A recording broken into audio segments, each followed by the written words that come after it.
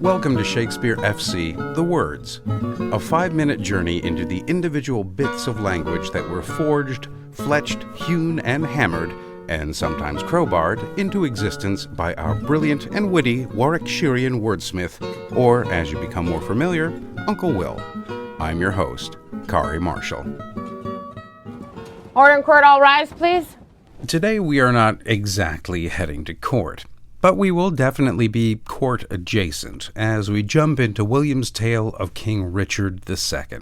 A king who ascended to the throne at the ripe old age of 10, whose entitlement was only rivaled by his inefficiency as a ruler, whose economic policy was essentially tax everyone to death, a strategy that was about as popular and effective as trying to induce empathy through waterboarding, and essentially led to the famous Peasants' Revolt of 1381, but we are getting ahead of ourselves. The reason we find ourselves in the realm of Richard is that Uncle Will decided to take a well-used adjective, one who is accused, and to create a noun for the one who was on the receiving end of the finger-pointing, the accused.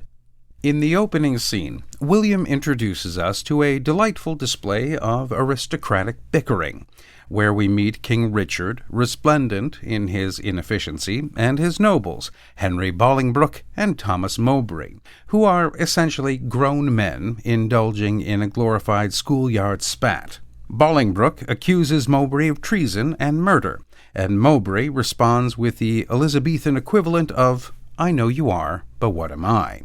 But anyway, to the opening. Tell me, moreover, hast thou sounded him if he appeal the Duke on ancient malice, or worthily, as a good subject should on some known ground of treachery in him? As near as I could sift him on that argument, on some apparent danger seen in him aimed at your highness, no inveterate malice. Then call them to our presence. Face to face, and frowning brow to brow, ourselves will hear the accuser and the accused freely speak. The verb accuse has been around for quite a while, at least from the early 1300s, coming from the Latin accusare, meaning to call to account. So what is so special about William performing this alchemic wordsmithing?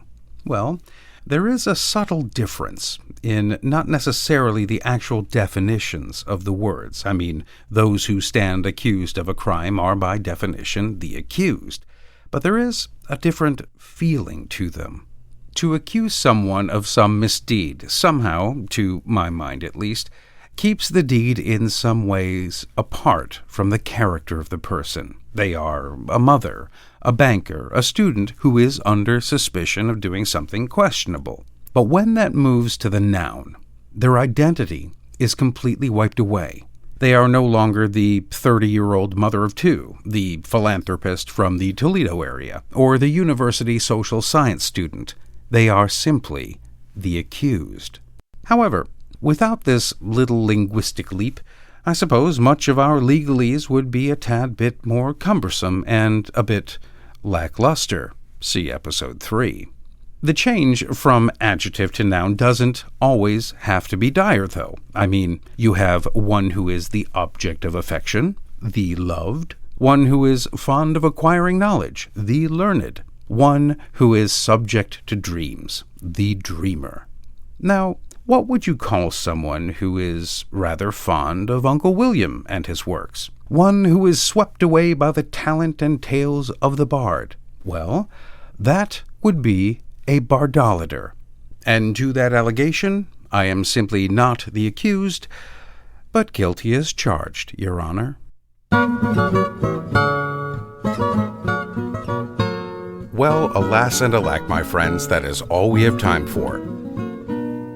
Join us again next time for another hopefully informative journey into the mind of Uncle William. I'm Kari Marshall. Farewell until next time.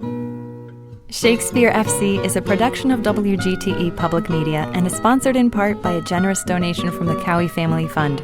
All previous episodes are available at wgte.org/sfc or wherever you get your podcasts.